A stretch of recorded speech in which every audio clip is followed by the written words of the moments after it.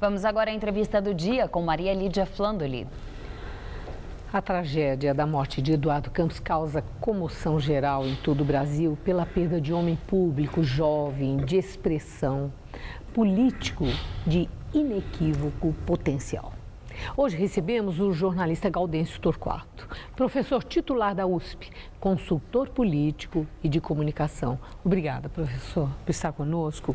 Professor, aquela entrevista que o Jornal da Gazeta mostrou, que Eduardo Campos nos deu aqui, ele teve um momento que foi muito interessante e teve um retorno do telespectador, porque quando eu perguntei a ele sobre aquela questão da água que Alckmin queria desviar do Paraíba do Sul para suprir o déficit de São Paulo, e o então governador Sérgio Cabral disse: eu não darei uma gota sequer de água para São Paulo que possa prejudicar a população fluminense. Aí eu perguntei a Eduardo Campos que, se eleito presidente e ele fosse presidente da República, de que lado ele ficaria, de Alckmin ou de Sérgio Cabral? Sabe o que ele respondeu?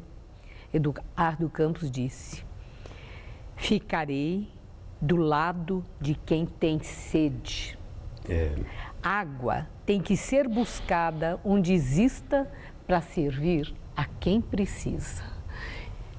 O que revela uma resposta como essa? Revela, em primeiro lugar, Marília, boa noite. Eu queria dizer da minha imensa tristeza. Eu me considero uma pessoa muito que tinha por ele e com ele uma grande amizade. Desenvolvemos em conversas sobre política em alguns momentos. E, portanto, essa sua pergunta me remete à figura de um líder que se apresentava como um dos mais preparados do ranking eleitoral e político do país. Eduardo, ele tinha uma visão de inovação, tinha uma ideia de renovar o país. Me confessou numa conversa lá em Comandatuba, 2 anos atrás, que o sonho dele era reunir a geração pós-64, citou alguns nomes, entre os quais Aécio Neves, Kassab, Ciro Gomes, Cid Gomes e outros.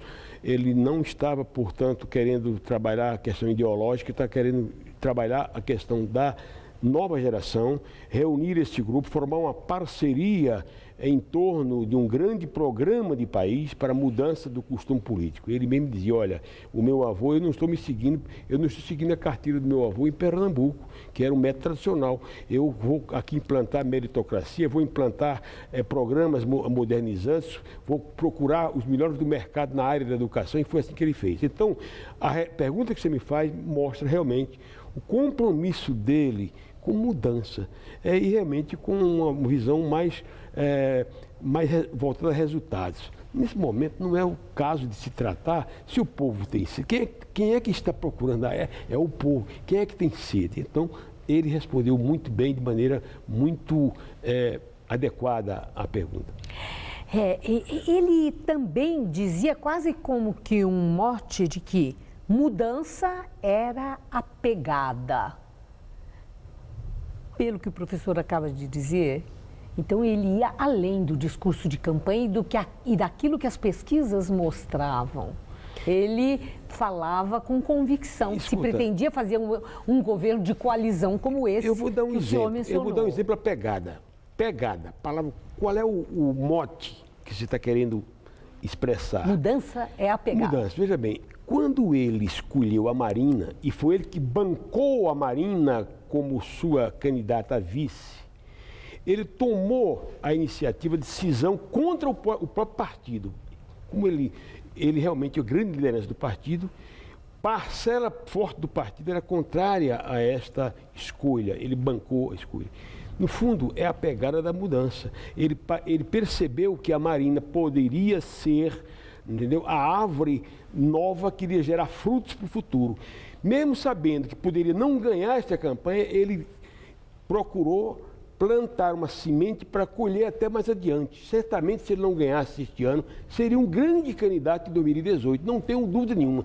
Essa é a pegada, é trabalhar com a perspectiva de futuro. A forte comoção pode causar uma reviravolta na corrida presidencial? Ou nós vamos recair naquele antigo, na velha polarização? PT, PSTB. Pode sim, veja bem, pode sim. Na minha visão, a comoção vai correr até as urnas. Não vai absolutamente ser apagada em termos imediatos. Ela vai correr até as urnas.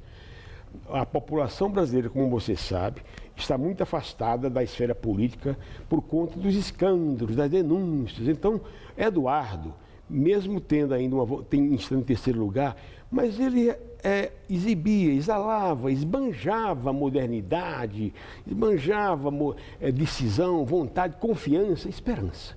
Entende? Que ele era um símbolo da esperança. Apagada essa bandeira da esperança, rasgada essa bandeira da esperança, desaparecida essa bandeira da esperança, o que é que vai sobrar? Então sobra o seguinte, sobra a herdeira dele, que poderá ser a Marina.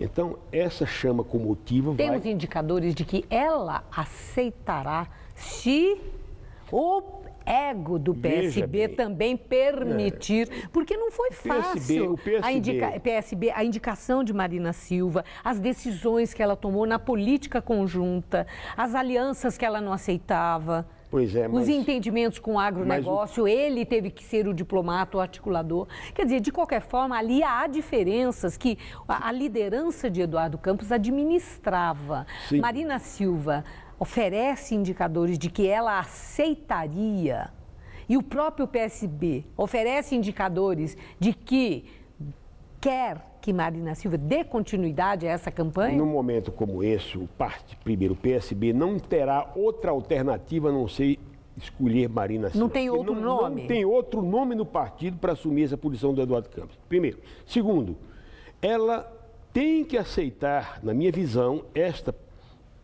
opção, esta escolha do partido, porque a ela o Eduardo Campos mostrou confiança. Você eu confio.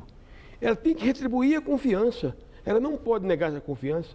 Ela disse que vai, no pronunciamento dela hoje, que vai guardar dele a alegria e tal. Então, ela vai sonha com... o Eduardo Campos está muito impregnado na alma dela. Ela vai ter que corresponder a Eduardo Campos. E considerando a possibilidade de Marina Silva aceitar essa candidatura de Marina, afeta mais a quem? A Dilma ou a Aécio? Vamos analisar. Veja bem, ponderar de maneira racional. O Eduardo, apesar de ter sido ministro do governo Lula, portanto, por ter um certo parentesco governista, ele ultimamente vinha expressando um discurso muito contundente contra a presidente Dilma, preservando Lula, mas muito forte contra o presidente Dilma. Então, de qualquer forma, ambos, Aécio e ele, estavam perfilando o ambiente e o território da oposição, se apresentando para a sociedade como candidato de oposição. Na minha visão, o eleitor vai perceber que ele é de oposição e não de situação. Muito bem, e a partir daí, primeiro, a maior parcela dos votos vai para a sucessora deles, quase Marina, a segunda parcela de votos vai para o Aécio Neves e a menor parcela de votos vai para a presidente Dilma. Então, quem perde mais é a presidente Dilma com essa situação. Professor, eu agradeço muito. Nesse dia difícil, como o senhor iniciou a nossa entrevista, né, expressando o pesar de alguém que a gente observa, o senhor admirava e era amigo. Sem dúvida. Muito obrigada.